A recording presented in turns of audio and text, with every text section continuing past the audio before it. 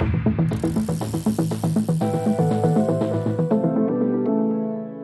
of cycling coverage cluttered with ads and clickbait? Want in-depth analysis, honest reviews, and a community of like-minded riders? Escape Collective is different. We're member-funded, so you are our priority. Get exclusive bonus episodes, insider newsletters, and connect directly with top cycling journalists. I promise I didn't write that last bit. I am just reading the script out. Join us at escapecollective.com/join.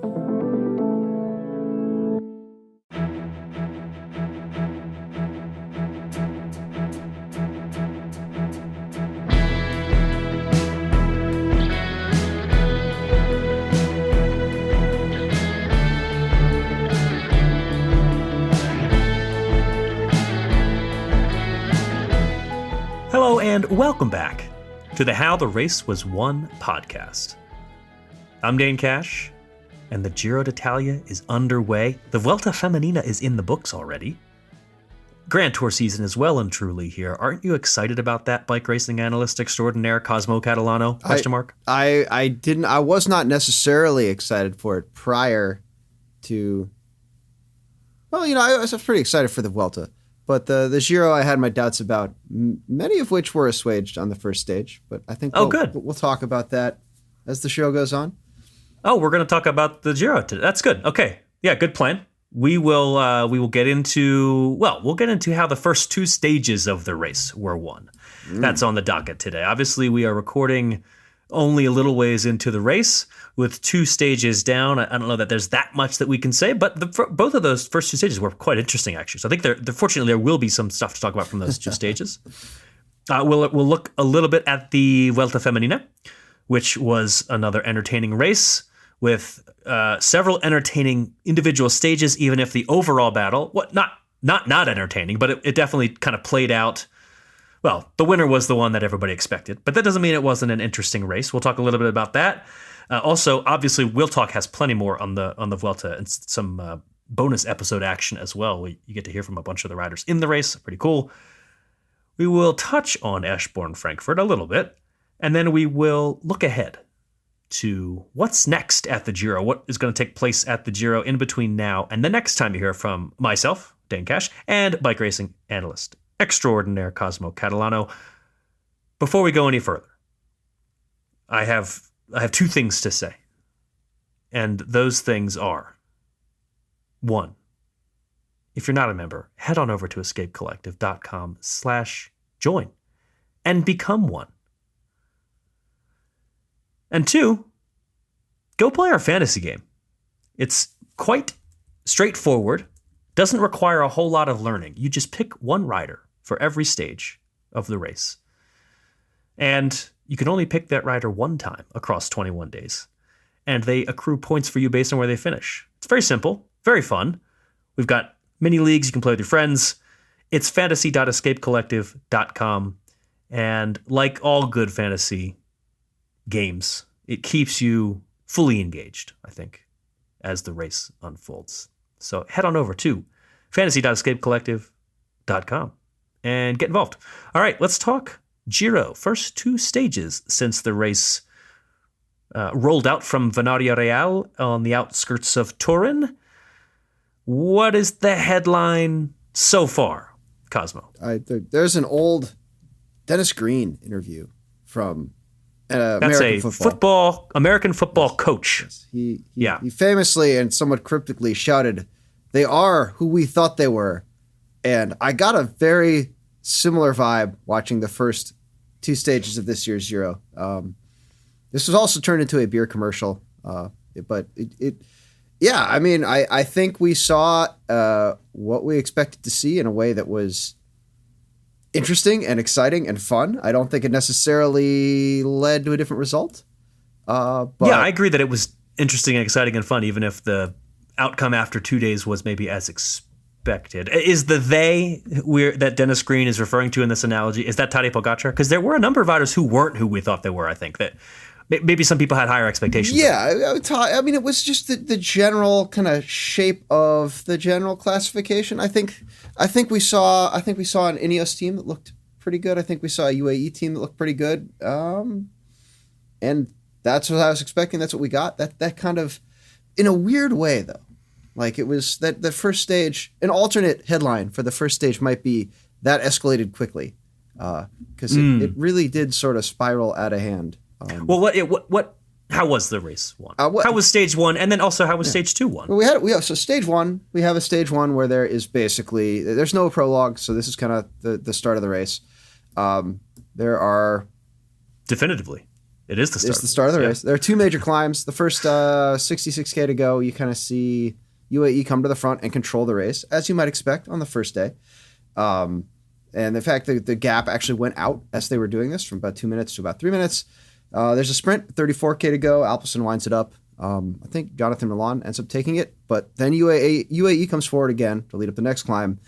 And instead of controlling it, they just completely smash the race. I mean, 30K to go heading up a hill.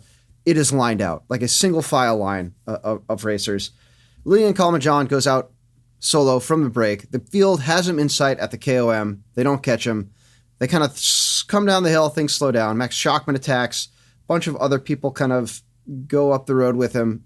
From this mess, Nicola Conti of Alpecin de Koenig goes solo.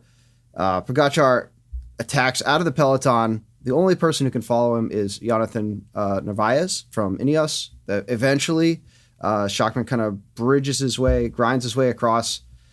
3.1K to go. They catch Conchi. Narvaez, Pogačar attacks. Narvaez closes again. Schachmann rejoins in the descent, and Pogačar really just seemed to want to ride hard for no particular reason. And with I mean, maybe he assumed that it would drop them. He likes to ride hard. Other people don't often keep up with him. Yeah, but it's at the same time like this isn't a mountain, right? There's no like huge climb. This isn't even La Redoute. This is a relatively tactical finish with 3 riders, and you just.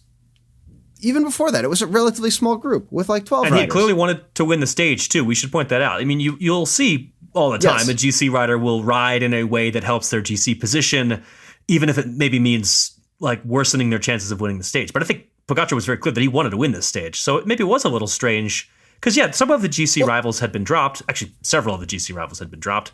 So that would make sense. Except, if he wanted to win the stage, it was a sort of a strange way to...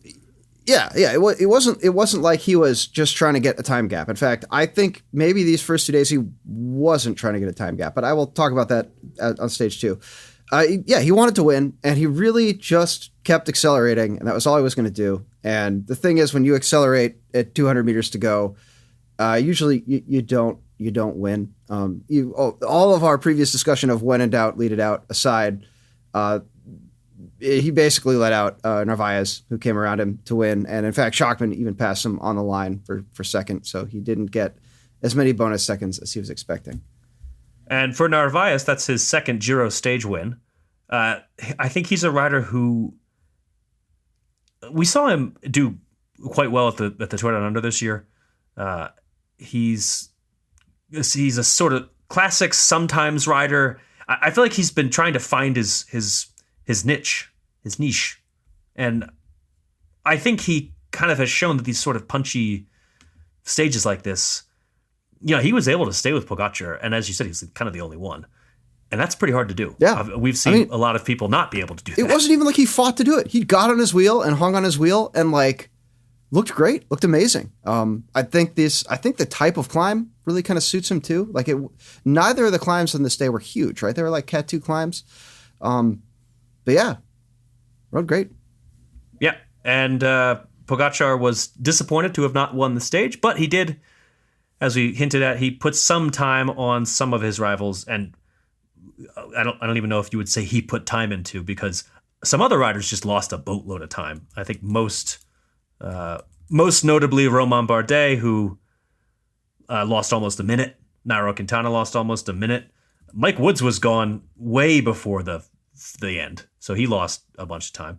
There are actually several riders who just kind of they're if they had gone into this race thinking they were going to be challenging for the overall, that was quickly dispelled. Timo Aaronsman was probably the biggest one to me. Bardet runs kind of hot and cold. I think with him, I am not shocked to see him lose a bunch of time.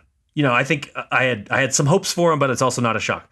With Aaronsman, I feel like, at his age, you would think that he's just going to take the step-by-step approach and get better every year. He was already pretty good at the Giro last year. He's a rider that Ineos said they were, kind of second option for the team here. He was sixth of the Giro last year. Already on the first stage, he was a minute and a half. He was pretty far down. And I was surprised. I mean, the thing is, Ineos, pretty clearly racing for Thomas, right? And Arnsman's good. He's proven that he's good. He's proven he can ride well 3 weeks into a race. And I almost feel like there's a little bit of kind of pre-Vuelta Sepp Kuss here, where they have one guy, one climbing domestique kind of come in not super peaked. And certainly after today's results, or these first two stages results, that may be where Arnsman's role with the team is the most would be the most beneficial. Now, whether he'll ride like that, I don't know, but he definitely, never seemed totally in it. I think Magnus Sheffield was right up kind of in the mix a couple of the days, at least in terms of keeping Thomas in a good position. But I think the first stage is always a little weird, and to see it ruptured so aggressively and so surprisingly, it's not I don't think it's so surprising. I actually think it might be more surprising that more people didn't get caught out, especially when you had this field that was a single file line. So it's not just the performance of the potential GC candidate. It's the performance of every single rider in front of that potential GC candidate. Any little gap, any flat tire, touch of wheels, whatever, that can be a gap that you're not going to be able to close. So it'll be interesting to see how some of the time gaps from this first day hold up as we get more into the race. The UAE team has some heavy hitters with Rafael Majka, backing Pogacar, his teammates. Rafael Majka, Mikkel Bjerg, big engines. But it's also not, this. I would say this is not a Visma at the Vuelta or Visma at the Tour 2 years ago squad. This is a good team, but maybe not an awesome team. I was surprised actually. They did a lot of damage from a little ways out in the stage one finish, and yet, I do wonder. We're gonna constantly see them. I know because Tadej Pogacar is in pink after the second stage, which we'll get to, and they're going to be put to the test. This team. It was interesting. It's interesting to note. Yes, they did blow the stage one up very early, but also Pogacar was alone. Yep. And that's maybe one of the reasons why he had this, I'm just going to go hard and see who can follow me. And I honestly thought his attack kind of 3K to go, where he really did try to get away from everybody, make that final separation, not just win out the group down, but get away clear. He did it kind of at the bottom of the hill, coming around a corner into the climb, and all the motos were up the road. There was no moto on the front of the group. So the only way to see it was from the chopper. And you could barely tell what was going on. It would have been really hard to relay information from the team car to someone in that group being hey, Pogacar's going, you need to move up, you need to get there. Yeah. So I shouldn't say it was totally guileless on Pogacar's part, but at the same time, he was very much, it was really the car had no steering wheel. It was just push the gas harder, push the gas harder, push the gas harder. So, and that's worked for him in the past. Yeah. It didn't work on stage one. Jonathan Narvaez took the win. Stage two, how was it won? Well, I'm going to start by saying that it was really silly that the stage started on a velodrome. And I don't know if you've ever been on a velodrome, but there's a bank and there's a certain speed at which you cannot go below, or your pedal will hit the ground and you'll fall down. And so the neutral start of this race, with still almost 200 riders in it, happened on the apron, which is maybe 2 riders wide. I think actually Simon Clark and another guy from Israel Premier Tech were joking about it, kind of sitting still at the back of the group, waiting for it to slowly parade out of this. And the thing is, a lot of the riders who are wanting to get in the break are not going to be staged at the front of the field. And yes, it's a neutral start. They go from this velodrome onto the road. But at the same time, if you're at the back of the group and there's 180 people in front of you, it doesn't matter that it's neutral. There's still 180 bodies you got to get through. So it really made it hard, I think, for a lot of riders who wanted to get in the breakaway, who are these small Italian teams. This is their only time to shine. Why would you start the race like that? It looks cool on TV, but start him in the infield and just go straight out of the velodrome. Don't do the little teeny tiny. What about a grid start in a velodrome? You know what? That could actually be pretty cool, but you'd have to seed the grid the right way, right? Like, I don't think you can seed it by GC, which might be against the rules for the UCI. I don't know. I think you just normally seed it by like who's from the town you're starting in, and then also yellow jersey, rainbow jersey. That's what you usually see. All right, yeah. So on to the racing action. Outside the less than optimal start, this transpired much more like a standard kind of Grand Tour day. Ineos, to their credit, they had the pink jersey. They rode mostly in defense of the pink jersey. UAE shared some work, but coming into the climb, we had Ineos around 11K to go, ramp things up.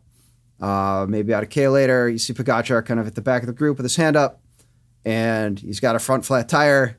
And the assumption is that the team car said, hey, go around the corner and then we'll give you a change. And so he attempted to go around the corner on a flat, tubeless front tire. You can guess what happened next. Tire comes off, sealant goes out. Pogačar falls down, almost gets run over by the team car. He didn't, which is good. And the proximity of the team car made it a very fast bike change. Less than a K later, he's back in the group. So very, very cat-like. I mean, he got up really quick. I was very impressed with his ability to go down. I think he was upset. There's definitely a little bit gesturing. Yeah, adrenaline was. Yeah, I listened to the ambient audio to see if I could pick up anything, but it was really. I think he was just like, Also, great shot of the sealant coming out of the tire. It was nice to get camera right there and have that. I feel like you don't see that often. It's kind of a purple sealant too. Like it was like I feel like it was very bright. I feel like someone on Geek Warning could tell us what particular brand of sealant that was and whether or not it was sponsor correct for the team. Because as I learned at the Mont Saint Anne World Cup, there is a lot of sealant and especially in mountain bikes inserts that are optimized for conditions and not necessarily for sponsor relations. Not for sponsors. Interesting. Yeah. Ooh, okay. Well, Pogačar hit the deck, got back up quickly, bike change, back into the group very quickly. To the front very quickly, UAE into smash mode very quickly. Behind him, Ineos was there. Like I said, Magnus Sheffield was up there, keeping Thomas supported. Narvaez was there. Definitely, he was at the back of their group, like he was set up as a GC guy. Around 5K to go, Pogačar is down to Rafael Majka. They seem to actually have a pretty extensive discussion about when they wanted to do the thing that they do, but eventually Majka pulls off, Pogačar attacks. Ben O'Connor, God love him, went right to Pogačar's wheel, went as hard as he possibly could. Basically, everyone else was like, you know what, Pogačar's really fast. We're gonna hang out here for a second. Eventually, I think Thomas kind of comes up to O'Connor's wheel. O'Connor is flicking his arm, yelling at him. He's not coming through to help. Meanwhile, Pogačar up the road, he got the first 10, 15 seconds pretty quickly and then seemed to settle in. I kind of wonder, I'll talk about it at the end, but I kind of wonder whether he was trying to gain a ton of time or just get some space, establish a lead. Anyway, behind him, about 12 people came together at one point. Lipowitz of Tour de Romandie fame kind of came forward and set pace. Did a really good job. Yeah, that was impressive. Yeah, it's solid. Where's my notes here? Probably about 2K to work for Danny Martinez. O'Connor, about 2K to go, really, really kind of cracked. I think paid the consequences of his bravery for taking on Pogačar. I think there were about 7 people coming into the sprint behind Pogačar. Thomas, known for getting those bonus seconds, couldn't quite get around. Martinez did get some bonus seconds. He was in third. Yeah, Martinez in second. Martinez, by the way, had looked in really bad position not long before that.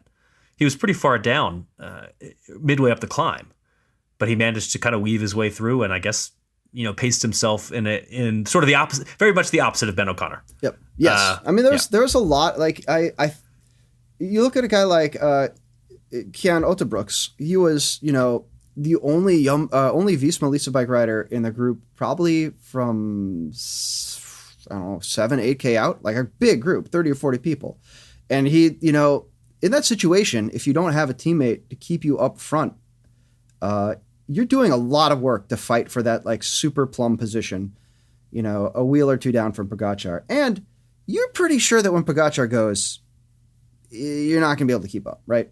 So I think there's something to be said for, as much as I am a like position is everything kind of guy, I think there's something to be said for having a informed expectation of how the field is going to, how the race is going to go down, and having that plan. Well, you can't be right there. You can't be right in position.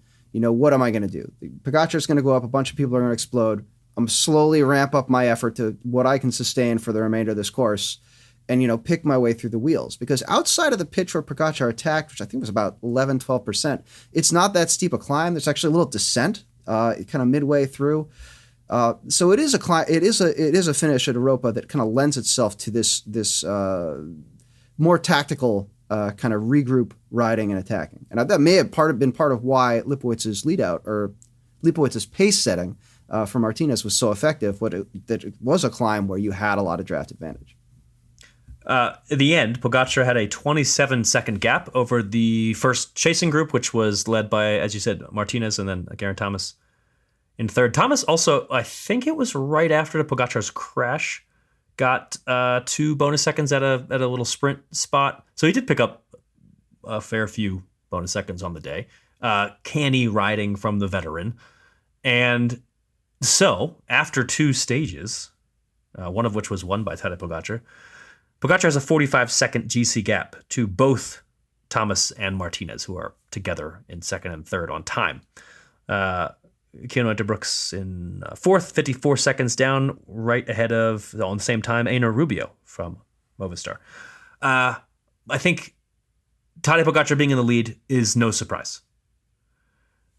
There were, however, some, surprises, maybe talking points for sure. I don't think Pogačar feels like any more likely to me to win the Giro than he did 2 days ago, which is very likely already. Yeah. But it doesn't. He didn't get a huge gap on stage 2. And maybe that was intentional. I'm not entirely sure he wanted a huge gap. I think he's going to race the Giro and then he's going to race the Tour. This is super early, even if you're just racing the Giro. He's got a good gap now where, like, if he wants the lead, he can hold it, but it's not going to take a crazy wild day for him to hand off the lead to someone else, right? If a good break goes up the road, 12 riders, some strong guys, and UAE doesn't help set pace, I think it's very unlikely any other teams are going to get forward and be like, yeah, well, maybe on a sprint day, but on a rolling day, on a hard day, I think it's UAE has the ability to give the race lead away if they don't want it. Plus, if he gets too big a lead too early in the race, I think you will see other teams conspire to try and blow things up. He's definitely shown that he is a little bit vulnerable to that sort of game playing. We saw it at the 2022 Tour. We saw it a little. You could see shades of it, honestly, in stage 1, where all he could do was ride harder. That was kind of the only trick he could play. And even with a 3 or 4 minute lead, not that he could get that on these 2 stages, but even with a huge lead, he can still be kind of lured into that game playing. And so I think this is the ideal margin for him. I think it's the right margin for him. Some of the reasons I think he didn't try to get as much time as he could was that he wasn't, like, again, this was a flatter climb in some sections, and he was riding really upright. At times he was looking back. He shot some snot rockets at one point, just very... He's still going hard. He's still riding, at threshold, but he wasn't absolutely crushing himself, killing himself, trying to wring every second out of that effort. When you mentioned breakaways and taking the jersey, and it reminded me of a rider who got into a breakaway and did quite well for himself on GC at the Tour a few years ago, who was one of those who, well, probably the most spectacular of the blow-ups on stage 2, because he was close to Pogačar for a little while, and that's Ben O'Connor. Mm-hmm. And I wanted to talk a little bit about Ben O'Connor's ride today. We're recording on Sunday, so when I say today, I mean stage 2, Sunday. Because I think it was a ride that, well, I have a couple of thoughts. The first thing I'm going to say might not ingratiate me with our Aussie listeners, and I apologize. But I was not shocked to see Ben O'Connor lose some time. I didn't have that high hopes for him. I don't know that I have seen enough from him as a GC rider yet to like be really fully confident in him. And I wish that weren't true. He seems like a great guy, but it is what it is. The other side of that, though, is I think he deserves a lot of credit from a certain kind of fan for the way that he rode today. So there are fans out there, and I don't think you and I are not these people, I don't think, because we've talked enough. But we've talked about how I don't think, for instance, I don't think you and I blamed Team Sky for riding in the way that they did when it won them all those Tours de France. Mm-hmm. There's a lot of fans out there who hate the metronymic, numbers-focused, and I think those fans who complain should at least be happy with the way that Ben O'Connor rode, because he just went all in trying to chase Tadej Pogačar when there were a lot of other people who probably said to themselves, yeah, that's not going to work. I'm going to ride my own pace and see what happens. Mm-hmm. At least he tried. I don't even think it's a great plan, but I think there's a lot of people out there who complain that there's not enough of that. And I just hope they were watching so that they could see Ben O'Connor and know that he's the rider they should be rooting for. Yeah, I mean, I believe I got royally flamed for suggesting that Mathieu van der Poel should try, who, by the way, is imminently more qualified to try and hold Pogačar's wheel up something that maybe he can't hold it up than Ben O'Connor is. I was mad that Van der Poel didn't try to follow Pogačar. And my madness, though, was more at the fact that he didn't have a plan. He didn't anticipate that Pogačar would do the thing that Pogačar said he was going to do and come up with some way to minimize that impact and maybe come around and win the race. And where I kind of draw the line between that criticism and criticism of Ben O'Connor here was I don't know that O'Connor had a plan. Like, did he did he really believe that, was he looking down at his cycle computer and seeing numbers that he thought he could hold for 5K? Well, this is a really good point to bring up. And if you watched in the US on Max, or if you watched Eurosport, then if you stayed around, you will have heard a pretty similar conversation on the post-race show, because Orla was basically kind of saying what I'm saying, which is this guy deserves credit for the way that he rode. And she was glad that he rode that way. It made it entertaining, and it did. Again, I don't even know that I think it's a smart way to ride, but it made it entertaining. So thanks for entertaining us, Ben O'Connor. And then, some of the rest of the crew were suggesting, that's Robbie McEwen, Adam Blythe, and Dan Lloyd, were suggesting, well, he kind of should have known if his number, like, he's looking down at his numbers, like he should know whether he can or can't go. And of course, the point is, he wasn't, or he didn't care. And again, that's more entertaining, but it's maybe not the most tactical way to ride. And we saw obviously the final result is he lost some time. He must have felt good, right? He must have felt good. He did come off of Pogačar's wheel relatively quickly. I think the way he was able to ride until about 2K to go suggests he still had something. The point where I get confused is when he's now separated from Pogačar. Thomas is sitting on his wheel. He's flailing his arm, looking back at Thomas and yelling. And Geraint Thomas clearly not going to help him out here. Like, at this point, why are you pulling up a guy whose basically whole shtick is hang on with the group and then be faster than everyone else in the last 200 meters of the stage? Why are you towing him up the mountain? Like, make him do some work. He'll probably help out at least a little bit. You can recover, see who else is in the group. He probably would have been seventh in that sprint for second, but he would have had the time. Right, the time is Right. So like, once you can't get away from the Thomas group, like, you should be kind of on the game plan where you're going to sit in the Thomas group and try not to get gapped before that sprint to the line. I do kind of assume that Lipowitz's pace probably didn't help. I think it was a pretty hard pace, and he was probably pretty gassed from trying to go with Pogačar. Yeah, no, but I mean, Thomas said that though after the stage, didn't he? Didn't he? I basically said he felt bad that he didn't work with Ben. Thomas, I love.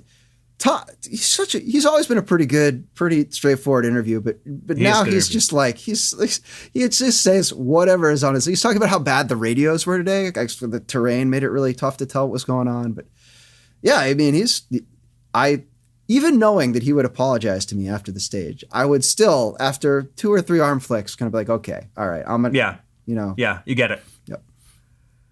O'Connor lost at the end. I mean, he didn't lose relative to a lot of people, that much time. He finished 120. He's 124 down on GC now.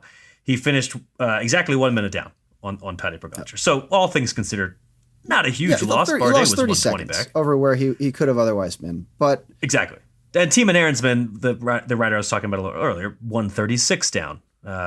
There's worse riders who we thought would do well. So yeah, at the end of the day, he rolled the dice. It didn't work out. Maybe he should have known better, but also, good on him for trying. It was entertaining to watch him try. Thomas is doing exactly what I think he should be doing. He's riding like exactly the race he should be riding. It's not as exciting, but I think Thomas has he's got the wherewithal to know that his best chance is to just sort of grind his way through all these climbs. And hey, if Pogacar crashes again, then guess who's going to be sitting there ready to... Well, it'll not only be Geraint Thomas, it'll also be Danny Martinez at the moment. But yeah, I think sort of playing that steady card, which has served him well in the past, Geraint Thomas, is going to serve him well here. Yeah, I don't even know that it's not exciting, right? It's exciting in a different way because there are times where you see that initial attack go and Thomas doesn't respond. You're like, is he cooked? And then you see him like kind of grinding, get the diesel moving, and it's like the gap is stabilizing. It's going out less quickly. You see other people join the group. They're going to work together. It isn't as explosive and as fiery, but you're constantly, maybe this is again a thing for just fans like us, but you're constantly kind of refactoring in your head what the race situation is, what this is going to do to the GC picture. And then, there are times when that group comes around a corner and maybe there's two riders in front of them and they're not working together. And Thomas launches a big, tracky sprint basically. And the gap is 0 seconds at the line. Like that is pretty exciting, I think, even if it isn't the kind of Pantani explosiveness that people like to wave their fists at and get excited about. Right. Yeah. All right. We're going to come back to the Giro. We're going to talk about what's coming up. But first, we're going to shift focus west, still in the Mediterranean basin, but to Spain. Let's take a quick break.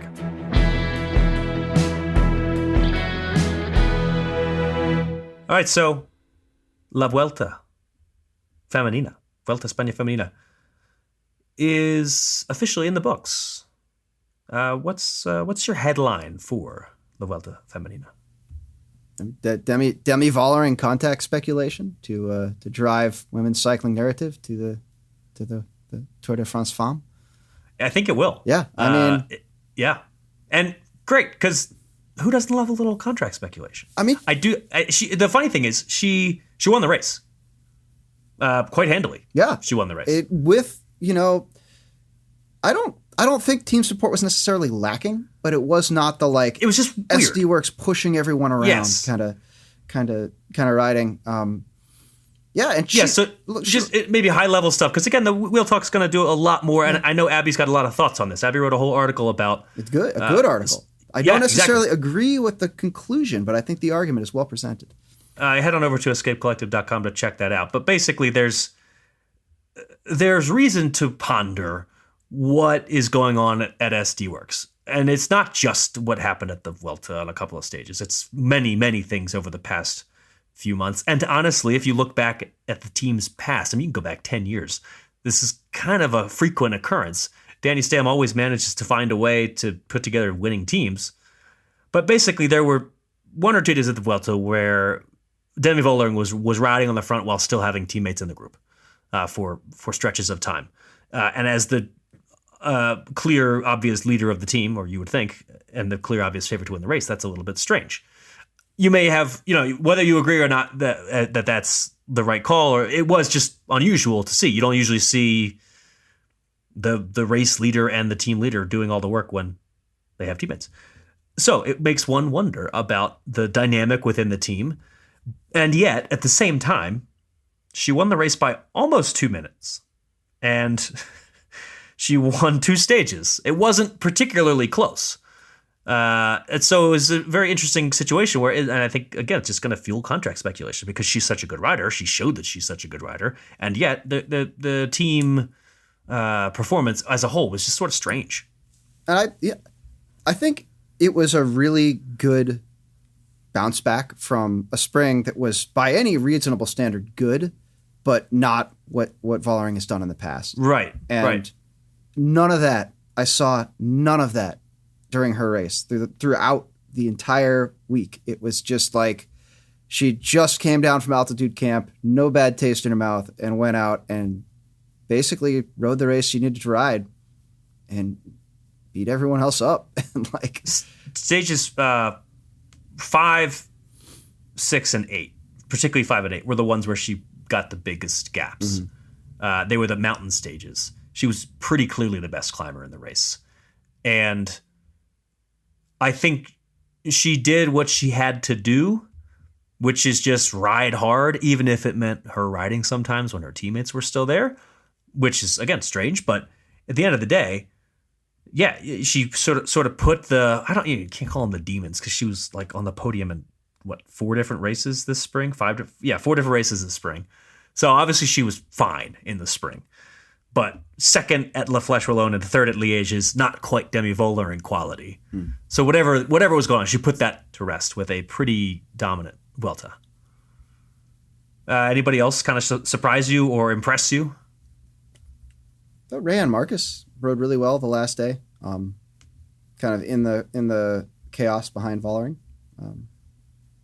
She finished second overall. She was third on that last stage, and I mean, heck of a race for Visma, the team in general, to put a rider in second on the GC with Rayan Marcus, and then to win some stages with Marianne Vos, who did what she does. She won the kinds of stages that she should win. It was, I mean, that's kind of true on a number of different levels. There were some surprising, well, maybe not surprising winners, but if you looked at like stage 6, for instance, it seemed like Demi Vollering it looked like this. I don't know if this is true, but it looked like she just decided, all right, I'm just going to ride really hard and try to put time on everybody else, and whatever, the stage is whatever. Mm-hmm. And Evita Music won in the end, beat her for the stage. Convincingly, like. Yeah. But it was like, again, it was like, well, Demi Vollering won the whole race, so maybe she just doesn't care. It was just I don't know. That was, if I'm Castiani Doma, if I'm someone who's going to challenge Vollering on GC, I am looking at those stage finishes as a spot where maybe I can get some time, because she got solidly beat in that those like 3 or 4 bike lengths in 50 meters or something like that. Yeah. Music, who is 24, so pretty young, and one of several strong riders on the FDJ Suez squad. Before we close the book on our Vuelta thoughts and head over, and you hopefully head over to Wheel Talk, I'll just point out that there was an American stage winner, Kristen Faulkner, won stage 4 in Zaragoza, and did it with a nice little attack. And I think for Faulkner, it's got to be. She's had results. She's had plenty of results, but I feel like in the last 2 years or so, it's been smaller races and coming close, and this had to feel good. So I think good on her for getting that big win. She's gotten a lot better at riding her bike on EF. I don't know what the situation was at Jayco, but she spent a lot of time on the ground last season, and she's been well positioned and not having those problems this year. So and she's won some races this year already, and this is by far the sort of the biggest stage. She had done quite well at some smaller races, but I think that's. And I know you in the past. She won Von Het Hagelen by like 3 minutes or something, because she rode away and nobody went with her, and then they were like, I guess in a situation like that, you don't get to see as much of the improvement of like the bike handling stuff. The race craft or whatever. You could compare the corners she was taking kind of solo with the corners the group was taking, and it wasn't like she wasn't losing time there. So right, yeah. All right, head on over to Wheel Talk this week for plenty more Vuelta coverage, and like I said, there's some sweet bonus Wheel Talk action for you to listen to with some audio diaries from riders at the race. The other sort of around the league, I know this is not relevant to cycling, but it's what people say about other sports. Eschborn-Frankfurt, which happened on Wednesday. Just a couple of quick thoughts. First, racing is way more fun when you don't just hand it to the sprinters on a silver platter. So sorry, sprinters, but I was glad with this new Eschborn-Frankfurt route. We got some interesting racing. In the past, it has been the Alexander Kristoff in a sprint show, and that was not the case this year. So one, better racing thanks to a route change with some more climbs. Two, Maxime Van Hils makes me look good for saying that he was the kind of one of the riders who came out of the spring as a breakthrough performer. Three, Riley Sheehan took a podium finish in the race, and then went on to what was he, fourth at Troper-Leon? He's had a heck of a spring. He wasn't just fourth at Troper-Leon. Like, he was driving a move with Arnaud Delis. Eventual winner Arnaud Delis. Yes, eventual winner Arnaud Delis. Like, to within the final kilometers. Like, he wasn't just sitting on and hoping it would be a sprint. He was attacking and aggressive, and still sprinted okay in the end. So, yeah, I mean, he, there's a how the race was won on Paris Tour last year, where you can see more about how well he can ride. At least one good thing, maybe more, but at least one good thing came out of the NCL. Lastly, drone shots are cool, was my takeaway from Eschborn-Frankfurt. They had some tracking drones in that urban circuit in Frankfurt, and I was quite entertained, and I want more of that. So, yeah, I don't know. If anybody's listening who has the ability to give us more of those, please. All right. What's coming up at the Giro? Let's talk about the next few days of Giro d'Italia action in between now and the next time you hear from us. The big overarching theme of the next few days is sprinters. Monday, Tuesday, Wednesday. They all look like they could be for the sprinters, especially Monday, Tuesday, but I think Wednesday too. And as of right now, when we're recording, I don't know that we have an obvious sprint favorite. I know who I think is the favorite. I think Jonathan Milan. Oh, no. That was the same thing I was going to say. Well, that's okay. We can agree sometimes. But we, with Sports Talk Radio. Oh, I know. Oh, you think it's Milan? No way. What? No way. He was so good last year. He's only gotten better this year. He's shown a little bit more versatility this year. Yeah, I think Milan, and he's got a great team here in this race. I've been impressed. Well, I am impressed with Trek's lineup, Lidl Trek's lineup. I think Olav Koy is, to me, maybe the other big one. Tim Merlier is, it's those three, maybe at the top. But that's when we're recording. That's on Sunday. Honestly, by the time less than 12 hours from now. You basically have set it in stone. Yeah, exactly. 12 hours from now, there's going to be a winner of the stage. And then all of a sudden, we're going to be talking about that's the sprinter to watch at the Giro. So anything we're saying now, it's, maybe it's Caleb Ewan. Could be Benyam Girmay. In the sprints that looked like sprints, the intermediate sprints that looked like sprints, Milan has looked very good. Olaf Koy had a crash today, and it was like, all right, well, it's an uphill finish. Pretty sure I'm going to make the time cut, so I'll see you guys. Right.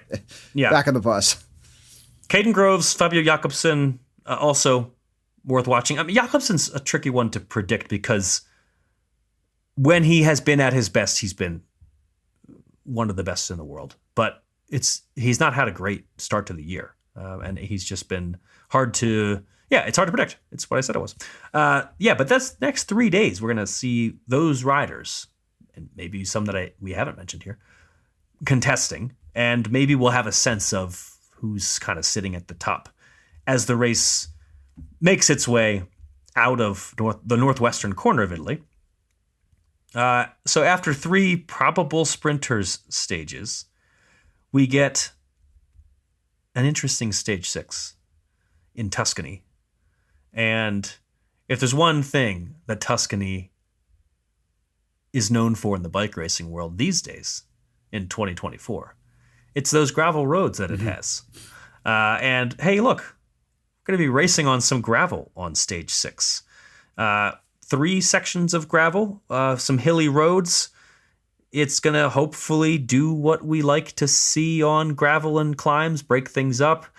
The guy who won Strade Bianche this year happens to be at this Giro d'Italia. He's already in pink. Will he win the stage? I don't know, but it's going to be fun to watch. I would expect him to try and get time on people.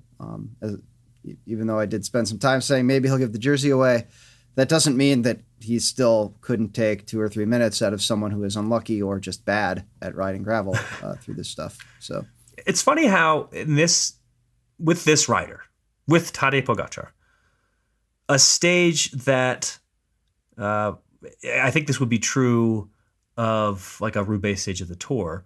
For many Grand Tour riders, specialists, we might say, oh, that's that one stage. You never know what could happen. Whereas with Pogačar, it's like, oh, that one stage. Yeah. I wonder how much time he'll put into everybody because he has that versatility. He's the guy who won Strade. He's won the Tour of Flanders.